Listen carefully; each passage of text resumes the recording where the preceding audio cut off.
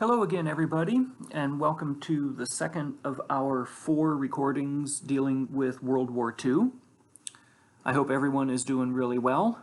Of course, I say it all the time, but still want to repeat it. Make sure that if you've got questions about anything, you're looking at the full PowerPoints on Blackboard because there's content there that's not on the recordings.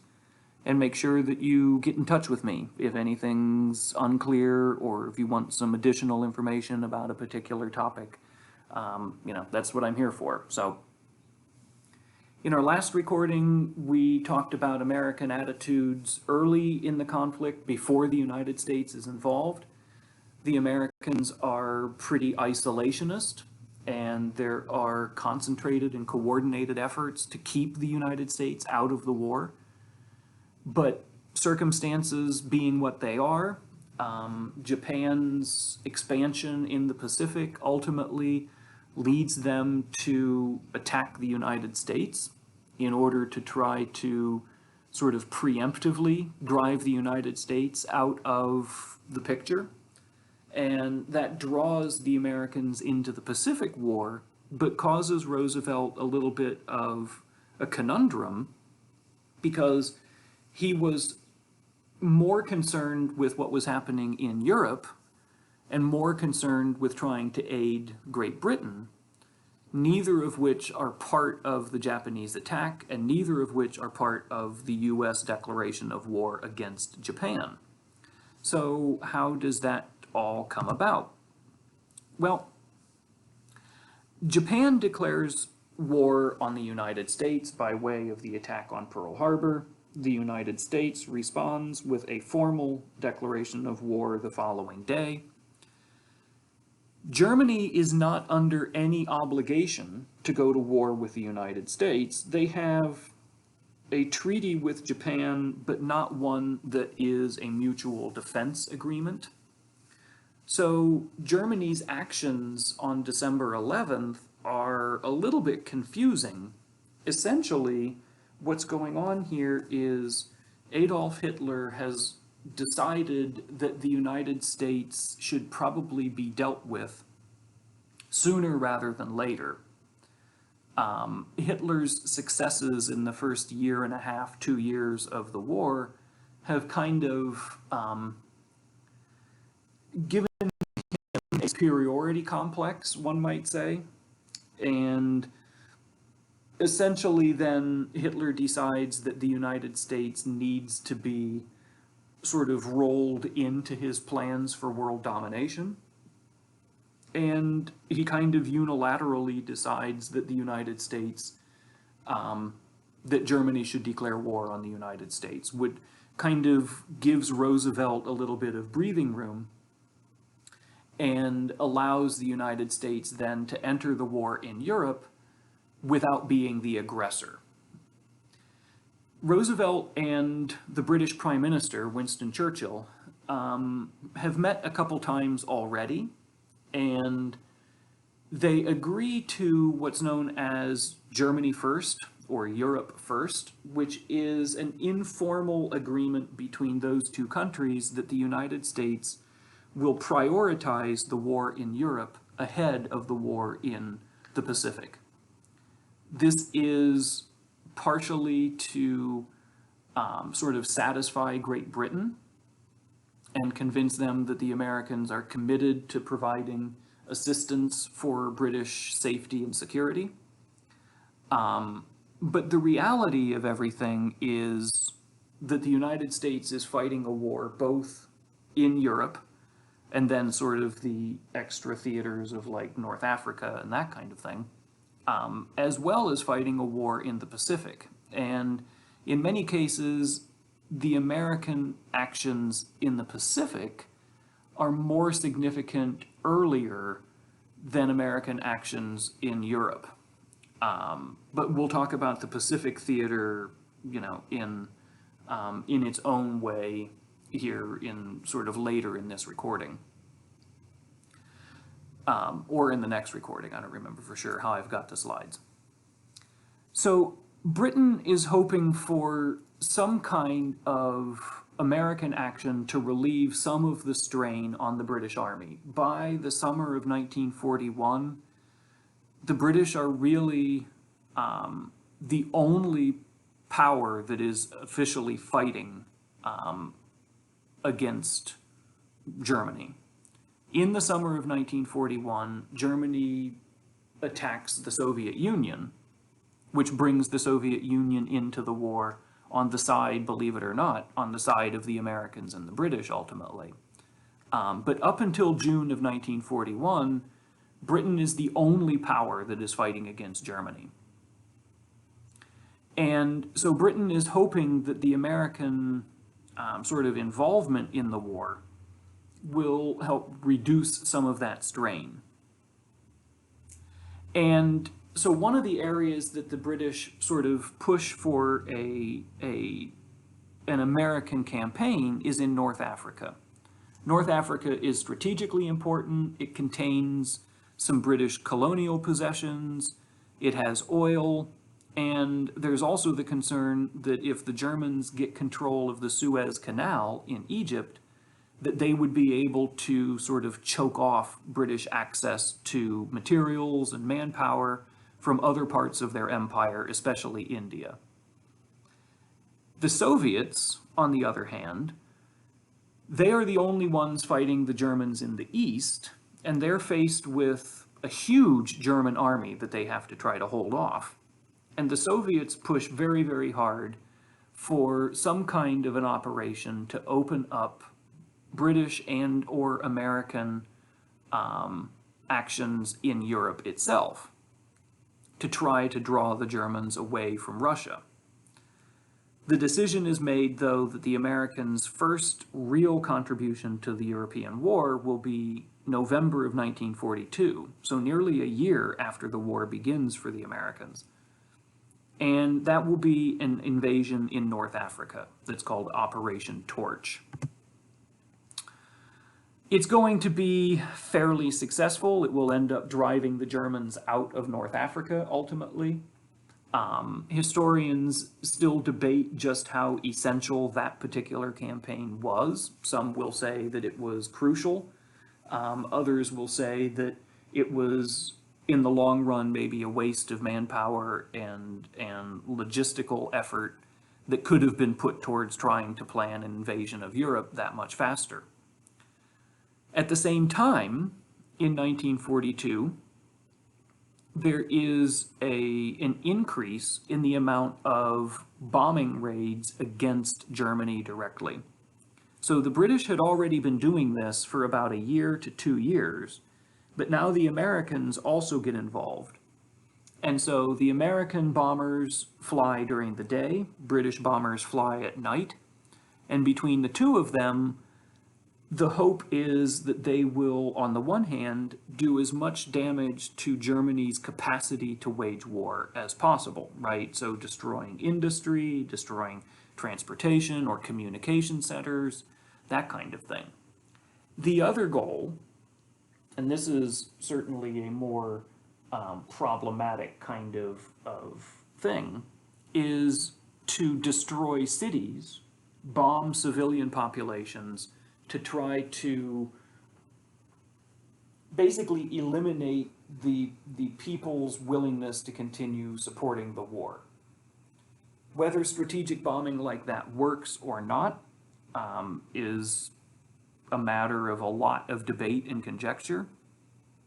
But the reality is that that was one of the centerpieces of the Allies' campaign strategy, both in Europe and eventually in Japan as well.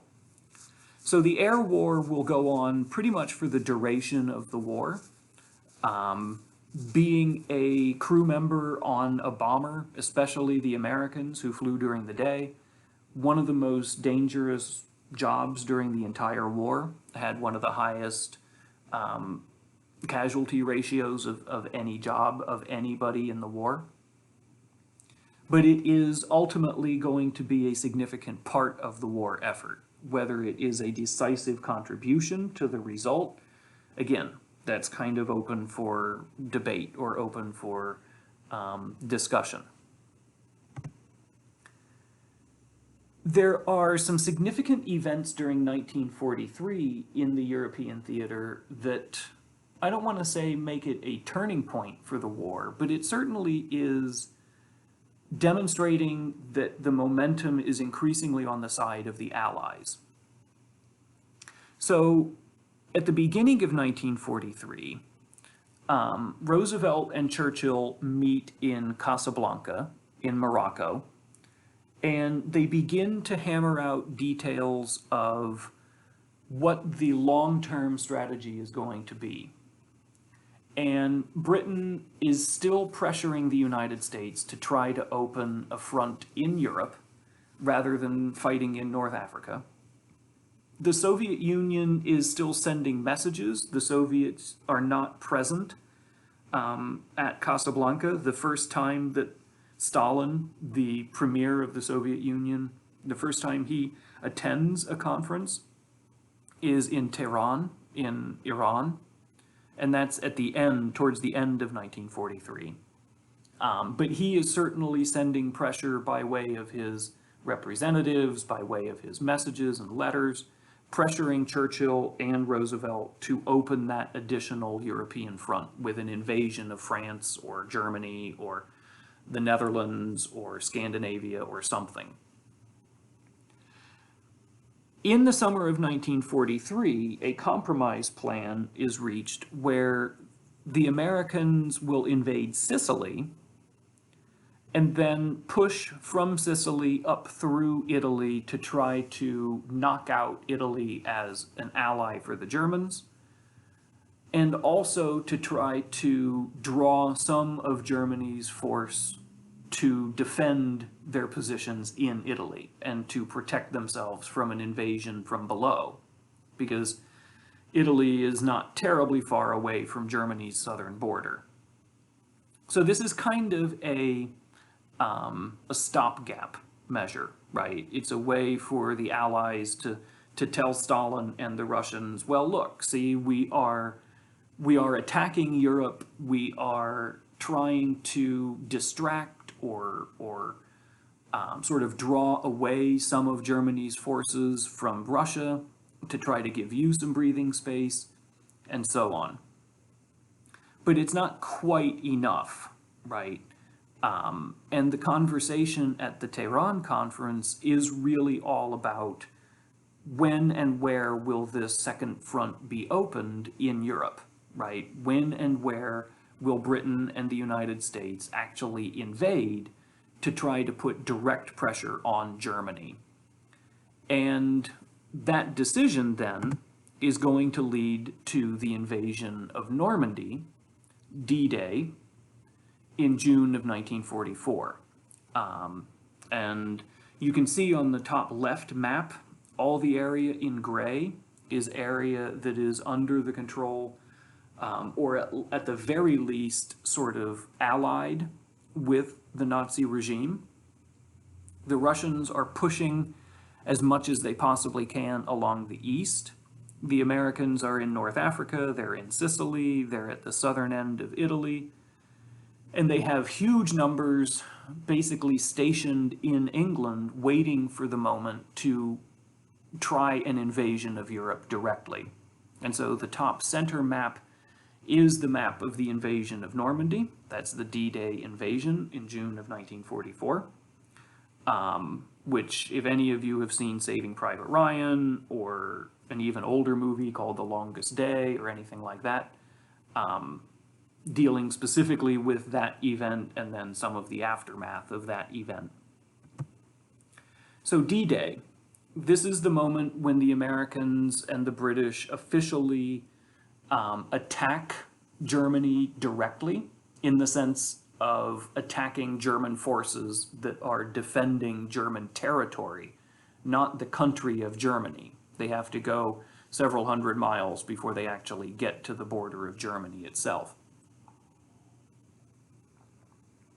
But D-Day is a massive undertaking.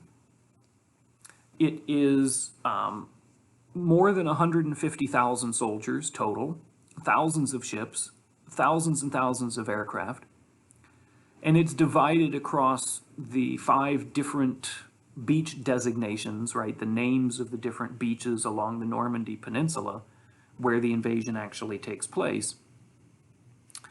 The Americans land at some of them, the Canadians at another, the British at a couple. Out of the huge invasion effort, there are about 9,000 Allied casualties. Of those, about 2,500 Americans die just during D-Day itself. And it is, in some ways, kind of a matter of luck for the Americans. Well, not just the Americans, for the Allies who are invading. It's not fair to just make it sound like it's Americans, because there are tens of thousands of soldiers from other countries, too. But the success is down to changes in weather that end up making the transit of the English Channel simultaneously easy enough for the fleet, but also difficult enough for anybody to see them coming. The Germans react slowly. They're convinced that the war, or that the invasion rather, will happen somewhere else.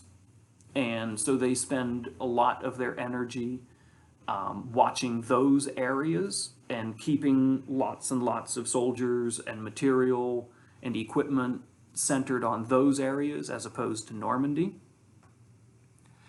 And there is also the invention and application of huge floating docks that basically create an artificial harbor at Normandy, because Normandy does not have a port that you can use to bring men and materials and equipment and things over the English Channel and then get them into Europe. And so it's essential, absolutely essential, to have some kind of man-made port, basically, built using these mulberries as a way to allow the Allied forces to get resupplied as they continue to wage war against the Germans. Without the existence of these mulberries, the D-Day invasion would have basically floundered and likely would have been ultimately been a failure.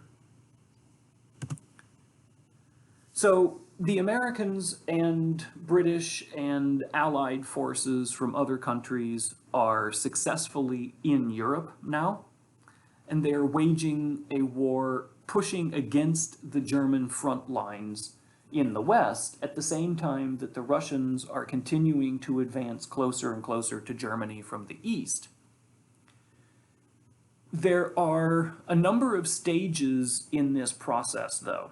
And since this is dealing with the war in an American history class, we won't talk a lot about the Soviets in the East, but they are suffering horrendous casualties. And in many ways, the Soviet contributions in the East are just as crucial to the outcome of the war in Europe as American contributions are. But from the American perspective, they managed to free Paris in August of 1944. By the fall of 1944, they're reaching the very edges of Germany. And this spurs the Germans to attempt kind of a last-ditch attempt at breaking the Allied lines. And this is going to be known as the Battle of the Bulge. It's called the Battle of the Bulge because the German offensive manages to dent the Allied lines but not break through them, right? So they push this, if you would look at it on a map, it's a bulge in the lines of the American and British and Free French troops, but those lines do not break. And the difficulty then for the Germans is they have thrown so much manpower, so many resources, so many tanks and mobile artillery and airplanes and gasoline and ammunition behind this one offensive that because it fails, it means that the German cause is, I don't want to say lost necessarily, but certainly it's going to be hampered pretty severely. And so putting all of their eggs in this basket, as it were, is going to be a serious problem for the Germans going forward. And so it exhausts and depletes a lot of what Germany would have needed in order to continue the war effort. And so as the Americans push across the German frontier, right, they cross the Rhine River, which is sort of the natural boundary that separates Germany from France.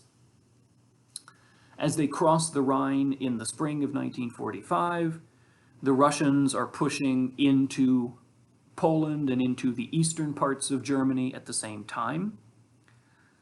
Eisenhower, the American general in charge of the sort of overall battle plan in the West, he decides, rather than trying to push directly towards Berlin and the capital of Nazi Germany, Eisenhower decides that he is going to try to destroy the capacity of Germany's military. And so he focuses on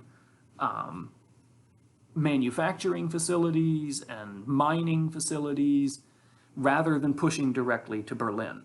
And partially then, this allows the Soviets to capture the city of Berlin in May of 1945. Hitler has already committed suicide. The responsibility then for the German surrender falls to the commander of the German Navy, who is Karl Dönitz, and Dönitz officially surrenders in May of 1945, right? So this is the end of the war in Europe. Obviously, I have condensed things pretty dramatically. We've squeezed 4 years-ish into the span of, 10 minutes or so. But it's important because, we've got a lot to cover. And there is a lot in the war, but we've got a lot to try to get through. And so if you've got questions about the Eastern Front or the Western Front or the Pacific Theater or any of that, make sure you let me know, because I'm happy to help. But the war then in Europe concludes May 8th, 1945. That is the official end of the war in Europe. And immediately it is going to be a sort of a changing focus. And the focus at this point is going to be reconstruction, figuring out how to settle the peace, how to deal with the Soviets, and also the revelation of the Holocaust. So the Holocaust has been going on in Germany and German territories in one way or another for several years by the time the war actually begins. The Holocaust, put simply, is the brainchild of Adolf Hitler, who believes that the extermination, the removal, eventually the extermination of the Jewish population is a benefit to Germans who need more space, more territory where they can live. But then also Hitler is convinced that eliminating the Jews will ultimately be a positive step for the world. He has a psychotic anti-Semitism, and by the end of the 1930s, he has begun putting the process in motion, not just to remove or isolate the Jewish population, but to murder the Jewish population. And he does that through a couple of different measures. Concentration camps, which is a term that sometimes gets applied more broadly than it should. Concentration camps were those that were designed as sort of prison labor camps. They contained certainly lots of Jews, but they also contained people of other groups, undesirables from Hitler's perspective. So sometimes these were Catholics, communists, homosexuals, criminals, right? Any number of different kinds of people. These were the only parts of this system that were within the boundaries of Germany proper. Extermination camps or death camps, places like Auschwitz or Treblinka, those were outside of the boundaries of Germany. And these were areas that were specifically designed to create basically an assembly line of execution to kill as many people as possible.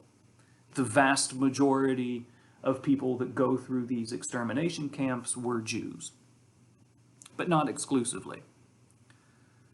So, excuse me, here's a map outlining the location of some of the different concentration camps and death camps.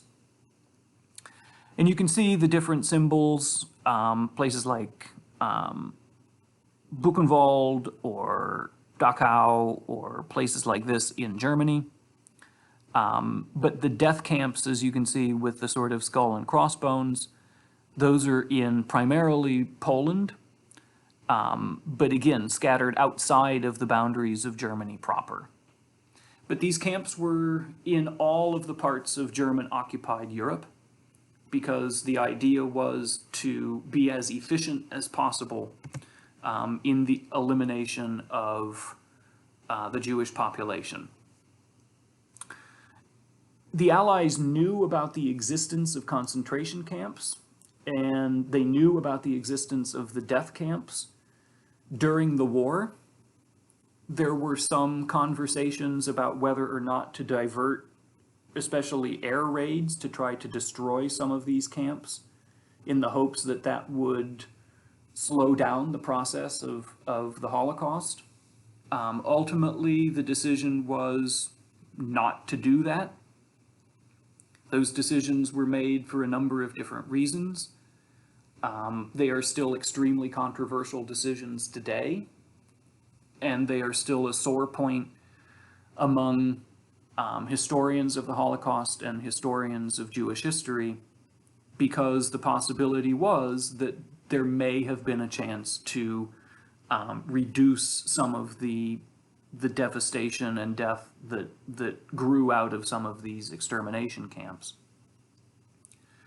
Ultimately, a total of around 11 million people were executed as part of this process, whether this was through poison gas, whether this was through firing squads, whether this was through starvation and malnutrition, being worked to death, any number of things. Certainly, Jews were the main target, but we can't lose sight of the fact that there were hundreds of thousands, potentially millions of people who were not Jewish who were also victimized in this process. So it is a horrendous, horrendous moment in American history, in world history, that we can never forget, and that we should never take as anything other than a life lesson, a historical lesson to keep in mind.